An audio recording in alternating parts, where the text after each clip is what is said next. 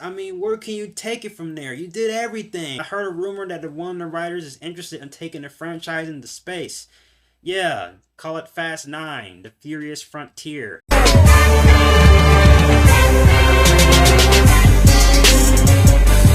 Holy mackerel! F9 is a new movie directed by Justin Lin, and this film stars Vin Diesel, Michelle Rodriguez, Jordana Brewster, Tyrese, Ludacris, Charlize Theron, John Cena. I can go all day with the cast. Fast 9, Cipher enlists the help of Dom's younger brother Jakob to take revenge on Dom and his team.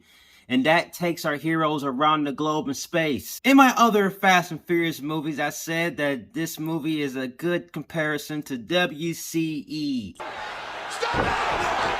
World Cinematic Escape. It's basically a term I use for films that usually are like guilty pleasures or things you can just escape reality, you know? Basically are those movies of Fast and Furious films. But each film stayed in a line of reality. Vin Diesel was Vin Diesel, Michelle Rodriguez was Michelle Rodriguez. They still all had that cringy dialogue, that cringy one-liners of testosterone levels. John Cena was in this movie as well, but John Cena didn't really have a role, I would say. I mean, yeah, he had a role, but his villainy wasn't true villainy. I just wanted to care for the movie, but the movie didn't really have anything to do with the movie itself. Like, nothing happened.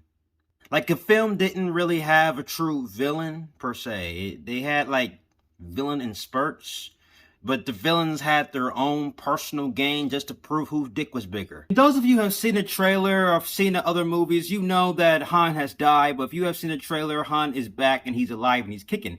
And the believability of him coming back, they explained the reasons why, how he was able to come back and things. It goes with the plot itself. And around the second act in the movie, the film kind of gets a little bit stale and gets a little slow because they try to develop the movie. They try to go back in time and develop Dom's character. Like with a flashback scene, we get a little bit of in-depth of his past, of him and his brother and his father. Since they brought back Han, and bringing back Han goes with the MacGuffin that our heroes are looking for, that leads into the villain of the movie. And comparing him, I can't really say he was a villain of this movie. If you compare him to the other villains, not even close. He just wasn't a true villain, and the reasoning of him becoming a villain was only due to a miscommunication. But one of the things that's really hard to say, that when I talk about these things, that it sounds like I'm going to the cons, but though most of the cons is some of the positives in this movie, that this movie is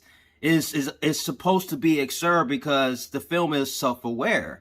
And there is even a character in this movie played by Tyrese who's being self-aware. They're talking about how much they survived all the encounters they dealt, also going in detail. So these films are self-aware that everything's going on, that these characters are defying the laws of physics. But for this film right here, the absurdity of it goes way beyond, to the point where the film itself was like losing its own brain cells. Strong possibility that I'm losing my mind. Like the film felt like it was trying to be bigger than it already was. That it took away the elements of a Fast and Furious movie to the point where it didn't feel like a Fast and Furious movie. It just felt like a wash, rinse, and repeat. The stakes weren't really high, even though the film tried very hard to make sure the stakes was very high. And there wasn't much tension within the movie as well. It was anticlimactic, and I can't believe it. So it really took me out of the movie per se. But I was definitely laughing. That's where the film kind of tricked me and turned into a comedy.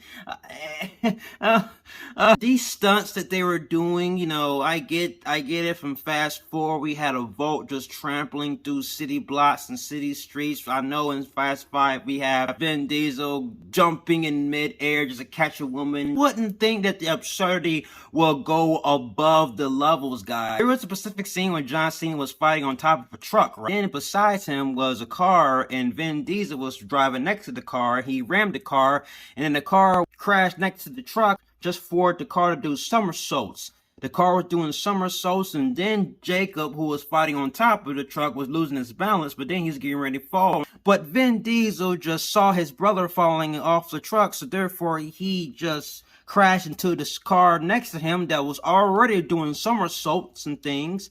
He hit the car again, so therefore the car will magically land on his back, just for Jakob can land on top of the car unsafe and sound. And that actually happened in the movie, and that was just like, Done.